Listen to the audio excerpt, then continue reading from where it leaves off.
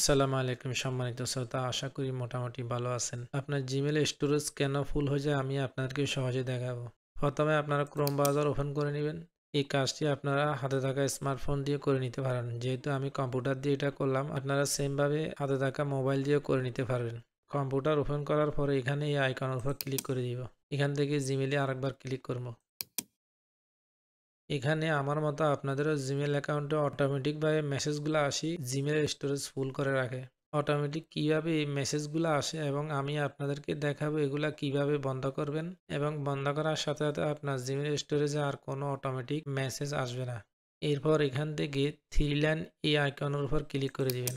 তারপর এখান থেকে মোরে আরেকবার ক্লিক করবেন।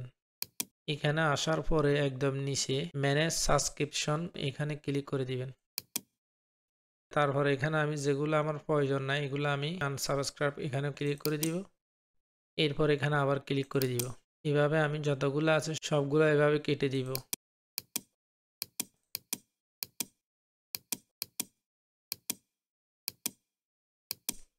এরপর এখানে ক্লিক করব।